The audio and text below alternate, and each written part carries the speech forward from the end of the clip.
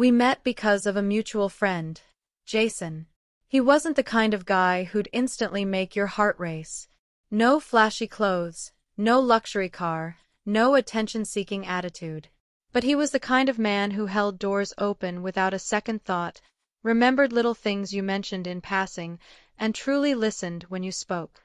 To be honest, I nearly backed out of our first date. The night before, he sent a simple message. Looking forward to tomorrow. Let me know if you need to reschedule. Polite. No pressure. Just straightforward. I rolled my eyes and tossed my phone aside. Too nice, I muttered. Still, I showed up. He'd picked a quiet Italian restaurant and even made a reservation. I arrived wearing uncomfortable heels and expecting nothing more than a bland meal and small talk. But Jason surprised me. He asked questions, real ones. He let the conversation flow without dominating it. When he noticed I was cold, he politely asked the waiter to redirect the fan. Everything about the evening felt easy, like stepping into a warm bath after a hard day. No ego, no pretense, just calm. And yet, I wasn't sure. He was the kind of man I knew I should want.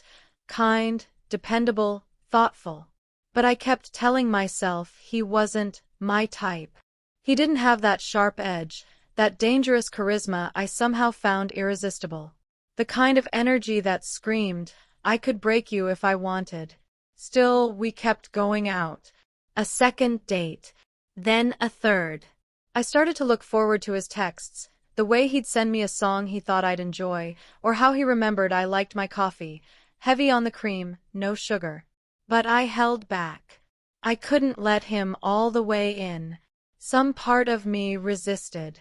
He didn't match the idea I had in my head of the person I should fall for.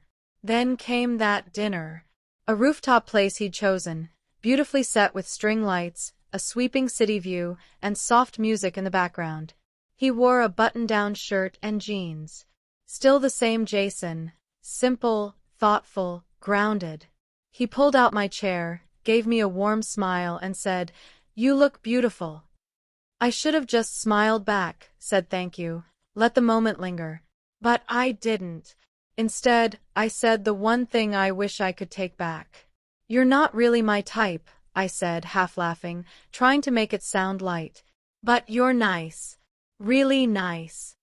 And in that split second, I saw something change. His eyes dimmed like someone had turned down the lights inside him. He didn't say much, just nodded slightly, smiled, and said, "Got it." Then he called the waiter over, asked for the check, left his drink unfinished. I tried to brush it off, make it casual. "Hey, I didn't mean it like that. Just meant you're different from the guys I usually go for." He looked at me, calm and quiet, and said, "Maybe that's the point." He paid the bill, stood up, and walked away. No drama. No argument. No drawn-out goodbye. Just silence, and the sound of his half-full glass gently clinking on the table. I stayed there, stunned, embarrassed, mostly just confused. I didn't run after him. Told myself he was overreacting, being too sensitive. But when I got home and checked my phone, he was gone. Blocked on everything. No messages, no social media, nothing. Like I'd never mattered.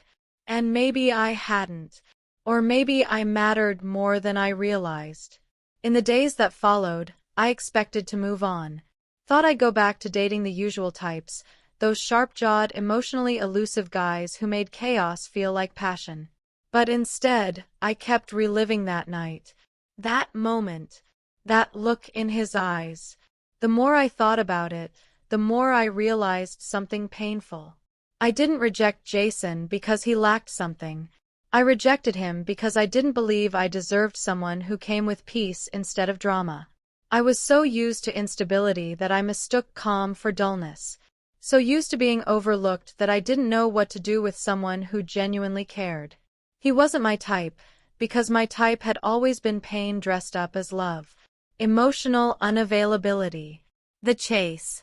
the constant need to prove I was worth it. But Jason wasn't that. He was steady. He was present. And I ran.